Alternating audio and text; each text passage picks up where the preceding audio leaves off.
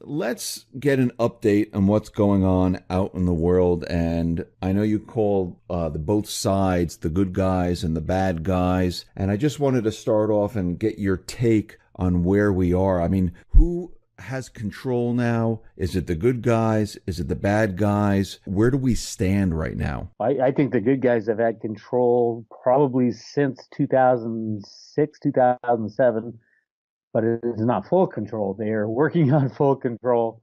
And right now we're on the brink of the next, economic catastrophe, just like 2008. They're pushing for it. They're trying to make it happen with the collapse of Deutsche Bank imminent. So yeah, I think we're going to experience very similar, except this time I don't think there's going to be a bailout. So, I mean, right now, I mean, Europe is having a huge amount of trouble, just like you mentioned, Deutsche Bank. We also have the Italian banks. They're also having a huge amount of problems. I mean, how is this going to affect all the other banks around the world, especially the U.S. banks? Are they all tied in? They're absolutely tied in with similar customers, similar assets that they hold, similar counterparties in the derivative market. So yes, if Deutsche Bank goes, you can kiss every bank goodbye over time. We just don't know how long it would take. Now, Deutsche Bank is is the largest derivative holder amongst the big banks, so obviously that will cause major chaos in the global financial system. Now, you also said that the good guys, they're trying to get control. They don't have full control right now. But as we know, there's really been very little arrests. We know there's a huge number of indictments out there. When do you think all this is going to be exposed? Well, if you go back, there have been like major arrests that have been seen. Like Bernie Madoff was part of the good guy, bad guy battle. I mean, if you talk about when did it get exposed into the open, it was when Bernie Madoff went down. Bernie Madoff was so much bigger than just Bernie Madoff. The Mossad was in there. There's all kinds. That was a kind of a money laundering arm of the bad guys, and it wasn't $50 billion. It was more like 500 billion. So yeah, I think the battles came out in the open when Madoff went down, and then it just keeps getting. There's more and more battles. Ultimately, there's enough dirt on the bad guys that they will be taken down. The pedophile rings and the banking cabals and all that stuff is going by the wayside. It does take time. Russia's in on it, China's in on it, the U.S. is in on it. This is way behind the scenes. You know, all the stuff we see on CNN and the news stations is just trivial compared to what's going on behind the scenes. So I have a lot of confidence that things are going to be very good, but they have to get the old monetary system out of the way. So that's going to be very chaotic. So we have to go through this turmoil to get to the other side. Let's start off with the monetary system, and you're saying that you have to get it out of the way. Now, you're talking about the system that we're in right now, and this is a central banking system. So, do you think right now the push is to still crash the central banking system to bring in a new system? Yes, they have to because the vast majority of the so-called assets are held by probably less than 1%, and they're all hidden in offshore accounts and nooks and crannies. There's no way to get to a new system to get rid of the bad stuff without erasing everything because they've got it all hidden away. So you can't revalue currencies. You can't do any kind of jiggering of rules and regulations. You got to destroy it all, and that was always the plan from the Fed. Uh, all the work I've done on the Fed Road to Ruta information. Their plan was to crash the system and go back to a gold standard back in the late 80s or early 80s with when the Road to Ruta comics came out and Alan Greenspan was kind of put in charge of the monetary system with his computer programs. So the idea was run the system as long and hard as possible, soak up all the benefits of being the world's reserve currency, and then crash the system when you're the largest debtor nation in the world and it starts spinning out of control. That's where we are right now, the system crash. And luckily, we have the cryptocurrencies that will be there to kind of be something to transition to. because most of the gold is held by the banks and the banksters and the very people who run the system now. We don't want them around. So yeah, I understand it's a big deal. I understand it would be mass chaos to destroy the financial system, the fiat system, but you can't get rid of our controllers unless it's completely destroyed. So is this what all the tariffs are about? I mean, is Trump not trying to fix the economy, or is he trying to crash the economy? He's absolutely trying to crash the economy. He was trying to fix it when he hired Steve Mnuchin, the head of IT for Goldman Sachs, was one of the key computer market riggers. I think that's going away now. They've made the decision. We're tired of rigging the markets, and we're going to crash it all down. That's why Trump's jumping up and down about tariffs with China and now Europe. And there's rumors that he's going to ban all German-made cars. Right when Deutsche Bank is on the brink of collapse, the largest derivative holder. So it's pretty obvious that something gigantic is looming for this summer, and I suggest everybody just brace and get ready for it. So is Mnuchin a good guy or a bad guy? I would say he's a bad guy, although it's one of those things. It's hard to tell good guys and bad guys. But Mnuchin is a market rigger who was in the hands of Goldman Sachs and the banksters. He was not chosen by Trump. He was chosen for Trump by the banksters who said, hey, unless you put this guy in, we're going to just pull the plug on everything now. And so Trump tried to make the economy work, tried to lie about all the statistics and rig the markets with computers using Mnuchin's computer programming expertise. But it's at a point where we've done this for so long. I mean, computer manipulation of the markets has been going on since the 60s. So it really has to come to that point where if we really want to return to a sovereign nation not controlled by these criminals and banksters and politicians, we got to get rid of them. And the only way to get rid of them is to destroy the monetary system, because a revaluation just leaves them in charge still. I mean, what will the central bank do? I mean, they're just going to stand by while this happens? Aren't they going to fight back? Well, the U.S. central bank is fighting this fight with the good guys. I've proven that in the Road to Rooter documents. There are bad people within the central bank, but they're placed there by the banking cabal. There are good people within the central bank as well who are trying to destroy the old system. Alan Greenspan was one of those, trying to inflate the system beyond repair to destroy it and return to a gold standard. He did well in the inflation part, Mr. Bubbles, they called him. But he faltered probably right before he left. He tried to cause the crash in '87. In the early '90s, the dot-com crash. Those were all computer-rigged crashes run by Alan Greenspan and his computer programs. So, yeah, the Fed's in on it with the U.S. If you look at the new $100 bill, it talks about overthrowing your government right there on the front. They've been looking for a way out of this system for over 100 years. They knew it was a problem when they created the Federal Reserve System. And people within the Fed know it's a problem. People within Treasury know it's a problem. So no, the bad guys will not be allowed to control the system going forward. And the question now is, how chaotic will the collapse be?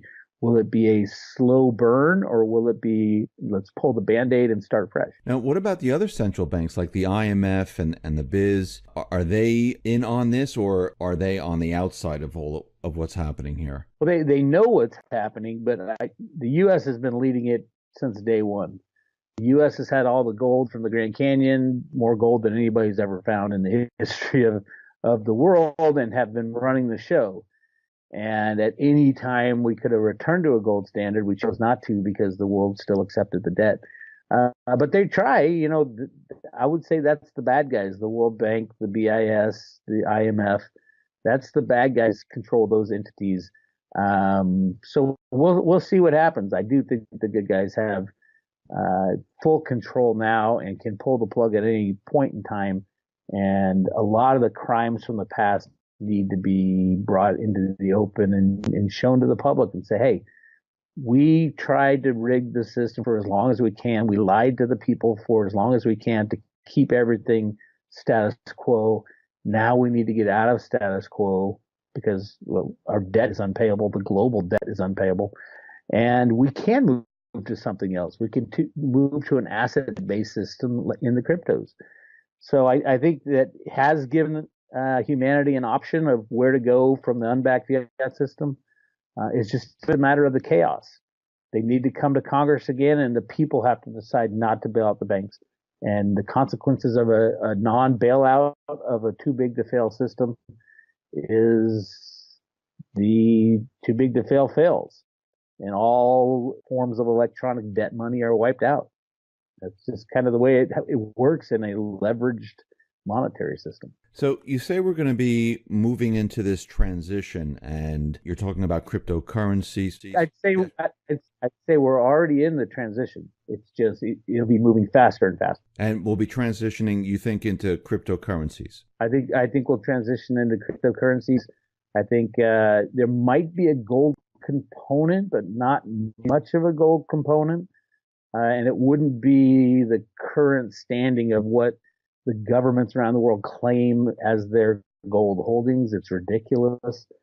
The United States owns a whole lot more than 8,000 tons of gold. China supposedly has about 50,000 tons of gold. Russia has close to 40,000 tons of gold. So much more gold than what the official stats out there. So yeah, I do think the cryptos are being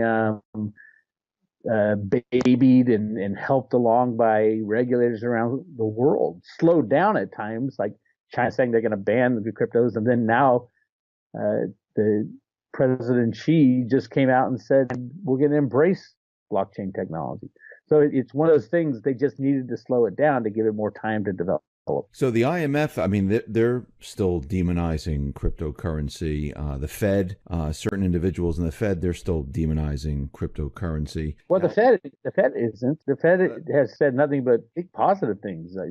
Did I miss something recently? Yeah, there was an individual, I forgot his name, from the St. Louis Fed, who said that cryptocurrency can never be a currency like the dollar because it doesn't meet the requirements. Well, yeah, I agree with that. I don't think the cryptocurrencies want to be a currency like the dollar, truthfully. Well, I think what he's saying, like, it can't replace the fiat system that we have today. It won't stand up to all the tests. I think that's what he was really trying to say. Yeah, in his system, yeah, that is correct. Cryptocurrencies will not survive in the paradigm set up by the central banking system. That is absolutely correct. But that's what's dying. It's their system that's dying. So once they are dead and gone, the cryptocurrencies will be such a better system. Now, there are some people that believe that the entire blockchain system was created. I think there was a paper from the NSA that's out there. They believe that the central bank might control cryptocurrencies. What do you say to that? I don't think anybody can control the cryptocurrencies. It's open. It's open software. So you see every transaction that happens. Was the NSA, was central banks involved in the creation of cryptocurrencies? Absolutely. They've been working on this since the 70s. And absolutely, I mean, I believe Satoshi is actually Alan Greenspan, the world's best computer programmer, the guy who invented the electronic financial system back in the 60s. He blames himself for Y2K. That's how far back that programmer goes. But yeah, I think yes. But the United States, it gets back to the good guys and the bad guys. The good guys want a way out of this criminal system. The bad guys want to fight it. The good guys are the ones who invented the cryptocurrencies back in the very beginnings in the 70s, 80s, and 90s. That's when the cryptos were really kind of the basis was invented, and then the Satoshi white paper solved the double spend problem, and then it was off to the races and implemented. But yeah, definitely the good guys within the government have been working on what can we go to, if not a gold standard, because all the bad guys had all the gold, what can we go to? And they came up with the cryptocurrencies, and that's what our future is. I mean, you said we're in the transition now, but as we move into, let's say, the cryptocurrency realm, what happens to the paper money then? What happens to all the accounts and the paper accounts? Are those just then moved over into the crypto realm? No. There's no transition that is viable. I mean, you cannot, take every debt of every unbacked fiat system in every country and say, okay, we're all moving over here when everybody knows the problem is that debt. The debt needs to go away. Now, whether if it's by hyperinflating the currency while the cryptos, become more and more established, I think that's what they might want to do, because they're going to have to make a decision very soon about whether or not to bail out banks. And if the bailout of banks is a viable option for the IMF, for the EU, for the United States, then you're looking at massive hyperinflation, and everybody will see the fraud for what it is. If the U.S. Citizens have a choice, again, it goes to Congress for a bailout or no bailout.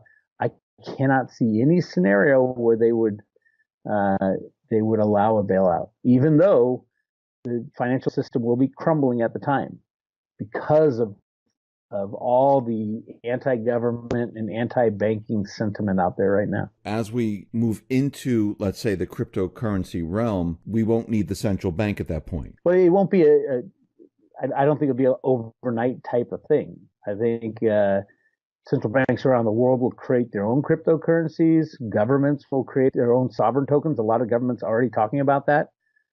And they will compete with other tokens. Now, governments and central banks have a problem with their desire to print as much as they want. And in competition, that won't be a good cryptocurrency. They also have a desire to hide transactions. So, in competition, that won't be a good cryptocurrency, and they'll be competing against currencies that are open, and you can see the entire blockchain. You can see every transaction. You can't change the transactions of the past. So, yeah, I think that every country will jump on board the cryptocurrency bandwagon when the unbacked fiat system crashes. And that's what we really need. Is the United States is the largest debtor country in the world by far. We will never, ever, ever pay off the debt. And as a matter of fact, no country ever has paid off their debt. It always goes into either default or hyperinflation. So, the talk of Congress saying, "Oh no, we got to keep the budget line and we got to pay off our debts." No, that is not the idea of fiat money.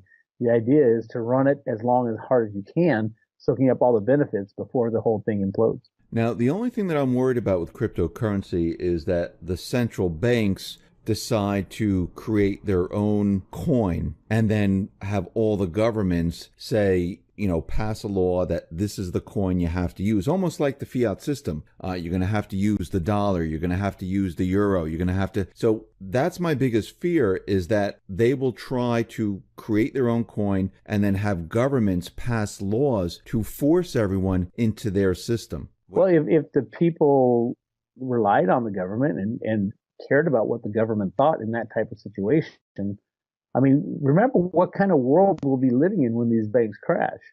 There'll be no trust in government. There'll be no trust in bankers. These are the people that got us in the problem in the first place.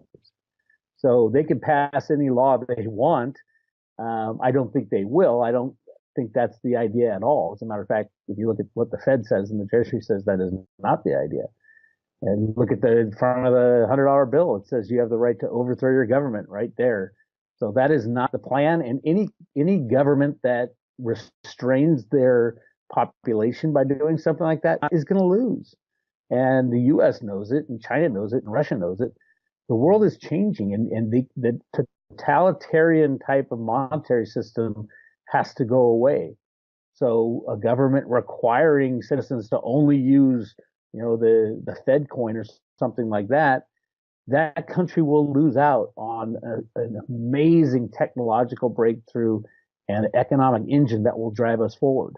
Any country that throws up all these roadblocks will be left in the dust very fast. So when we're in this crypto realm and, now we transact with the banks, we pay taxes to the IRS because the government borrows the currency from the Fed, and the interest has to be paid back plus everything else. Once we're in the crypto realm, are there any more taxes? Is there an IRS? Does that go away? There's been talk of, and in Cliff High's data, there's a a tax token type of crypto.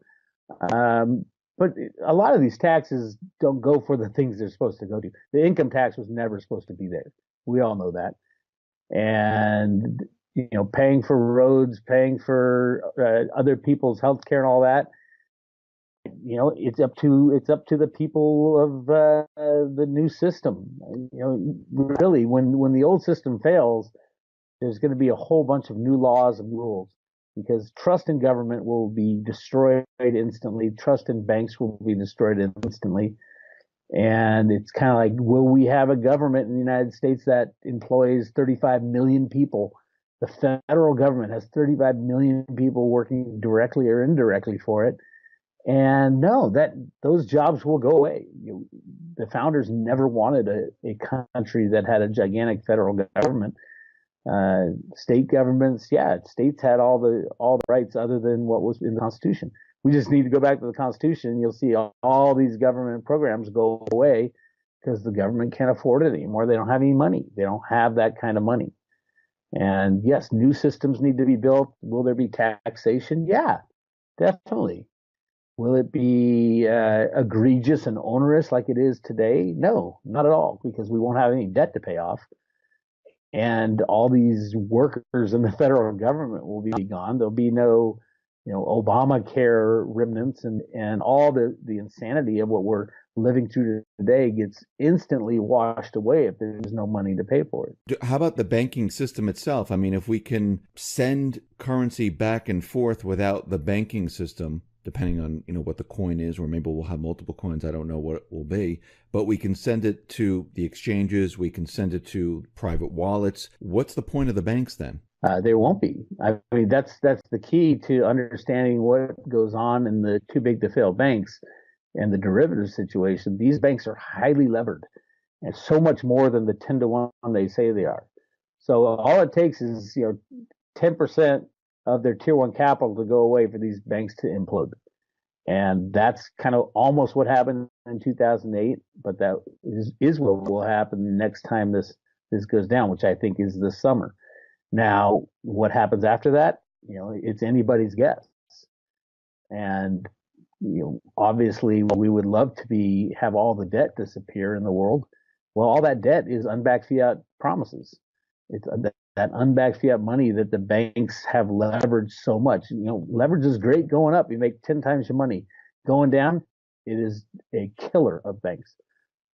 So yeah, it will all have to be rejiggered, not the money, because people won't trust the money anymore. We're going to have to issue a new money in the United States and around the world but there'll be no debt too, which is the cool part. Yes, people will lose all their assets, their electronic assets that they kept in the system. But that was always going to be the case. That was always the ultimate plan on the road to Ruta. There's an economic theory back from the 1960s called On the Road to the Golden Age. And it was a Nobel Prize winning theory. And what it said was to go back to a gold standard, the first thing you should do is print as much money as possible, soaking up all the benefits, print money to infinity, soaking up all the benefits, and then crash the system and go back to a gold standard. And that's what's been playing out over these past 50 years. Now, did you say, maybe I heard you wrong, did you say this was going to go down this summer? I think there's going to be another banking crisis, much like 2008 this summer. And it's being set up right now. Deutsche Bank, the world's largest derivative holder, just got nailed by the Fed again to put on a watch list, and Deutsche Bank gets downgraded according to their year-end annual report. A single notch downgrade will cost them 1.3 billion euros, and a double notch downgrade will cost them 3 billion euros. And it really does depend. It basically wreaks havoc on their derivative book. And that's when it gets really ugly, just like it did in 2008. And then what do you think happens once, I mean, if they are downgraded, what happens then? Like, where does it spread to? Like, what happens? What do you think happens? It triggers some of the derivatives, and then we have a cascading effect. Just like in 2008, the derivatives, Deutsche Bank will probably be the new Lehman type of situation. Now, will they bail them out? Truthfully, I don't think so. Europe is in so much trouble. The United States debt is in so much trouble. We lie about every statistic. I mean, it's insane what they've gotten away with this far. So I do think this is the one of the, if not the big major collapse come September again, probably because that's the end of the fiscal year of the United States. It might bounce along for a few years, but really badly, as in banks going down, banks getting bailed out, people screaming that they're bailing out the banks.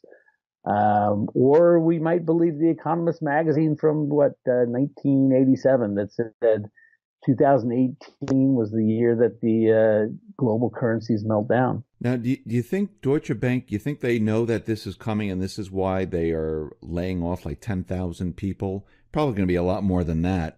But you think they're trying to head this off? They're not trying to head it off. They're trying to survive a couple more months. So, That's how big it is. Their derivative book is $50 trillion and it's gone wow. sideways. So they are screwed. I mean, you say we're in the transition, but when this starts to occur, I mean, how long is this going to last? I mean, once it really hits, like say this summer, and people start to realize what is going on and people start to wake up. I mean, to go from this fiat system over to a cryptocurrency system, I mean, from your opinion, what is the time frame of all of this? I think it'll take years. I mean, there's so much to destroy in the old system that has been built up for the last 100 years. So yeah, I think it'll take years before. I mean, ultimately, there will still be the U.S. dollar around in 10 years, but probably not many people will be using it at all.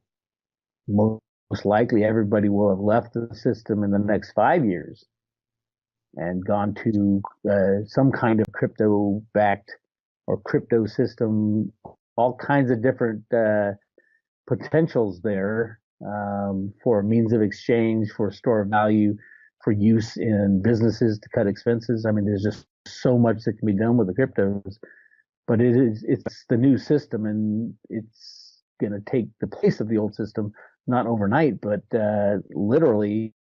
I think the old system is dying already. It's been dying for a long time. And the key is that the powers that be, the good guys back there, want it gone. They want the criminal system gone. And they know that, the criminals can control a lot of things, have been able to control a lot of things, the Rothschilds and the Rockefellers and that gang, and the Clintons and the Bushes and the Soroses, all the deep state as well. And they want them out. So, yeah, they're going to foster a very kind environment for the cryptos over the next couple of years. And I don't see them bailing out banks, at least on the surface. They'll patch them up here and there the best they can. But ultimately, there will be runs on banks. There will be defaults on debt, which there has to be, obviously, because not even countries can pay off their debt anymore. Yeah, it is happening. I can't tell you what day it's going to be over, but we will be able to look back and say, oh my God, it was the summer of 2008 and the summer of 2018 that really changed the world. So what you're saying is we're going to be like in this hybrid type of currency situation. I mean, we'll still be using the dollar in whatever coin. Yeah, we are right now. I mean, we're in, when you look at what is money, there's the dollar, there's all the other, euro and the yuan and all that. And then there's stocks and bonds can be counted as money because they're just a promissory note as well. And derivatives can be counted as money. So there's so many different types. And now we've got the cryptos, which are asset based. There's no third party risk. In every other asset type, money wise, there's third party risk. So stocks and bonds are massively rehypothecated, meaning, you think you own a share of Apple Computer. Well, 10 other people own that exact same share, and it just goes round and round in the high frequency trading realm. So it is insane what's going to happen, but it has to happen to move along, to move into a future that is good for humanity, not going to suck us dry.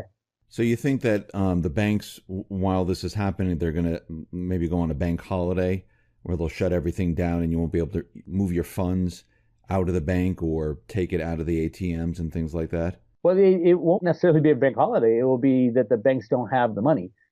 because remember, banks are leveraged. They're leveraged lenders. They leverage 10 to 1. So for every $10, every dollar that they have, they lend out 10. And that's great when asset prices are going up and everything's fine. When they come down, they're destroyed almost instantly. Just like we saw in 2008, was it the representative Jaworski said we had a matter of hours before the entire system froze up had we not done that bailout. Well, your currency in the bank is digital. I mean, yes, I understand if you're going to the ATM, but could you move that digital currency into a cryptocurrency? You can do that right now. Yeah, you can buy any cryptocurrency you want.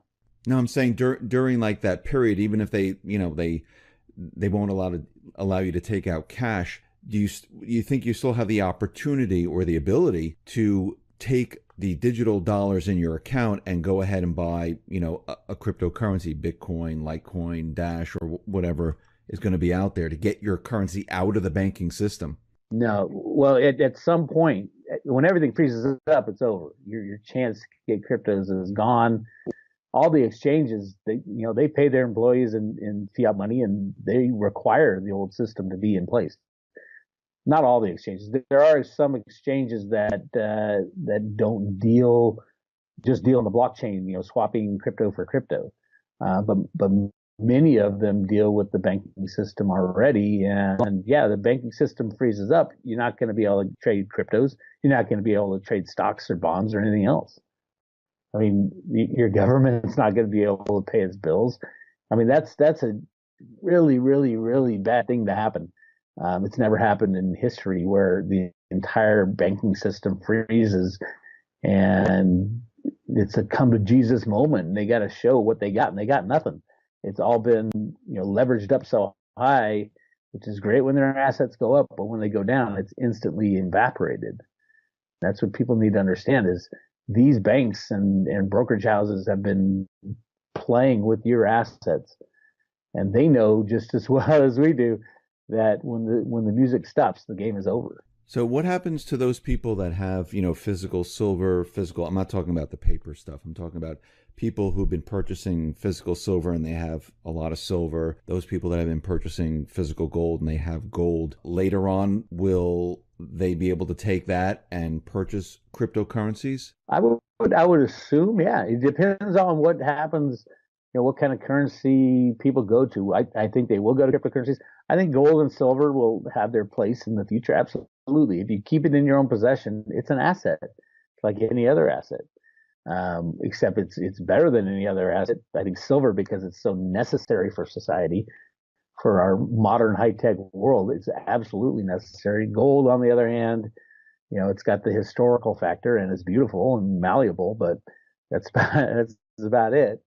So I think, yeah, you at some point when things, yeah, you won't be able to spend cryptocurrencies most likely either. When the banking system crashes, there has to be some kind of transition, and I think that's why I think this summer is key for the cryptos to be supported by the Federal Reserve and the Treasury. They want to get these means of exchange ability in place so that you can go to Amazon and use Litecoin or Bitcoin, because they know when the old system crashes, they want that in place so it won't be as bad. It'll be bad, but it won't be as bad if all that stuff is in place that you can go to a store and spend a cryptocurrency. And if I'm right that the U.S. government was involved in the creation of Bitcoin, then they've got Satoshi's Bitcoin, which is 1 million Bitcoin held by the U.S. government, and 1 million Bitcoin cash and 1 million Bitcoin gold, and they can allocate that to the citizens of the country as a new form of money. And I think that was the idea in the beginning. So you said something about if or when the system freezes up, we won't be able to use anything at that point, even cryptocurrency. Is that what you said? You can use cryptocurrency like peer-to-peer type of stuff, but not you won't be able to buy on an exchange. The exchange will be shut down. The exchanges will take all the crypto that they had, just like Mt. Gox. They'll say they got hacked, but they'll just take it all. And it really does get down to who's holding your assets. Any third parties holding your assets, you should really think about getting it in your own possession at this point in time.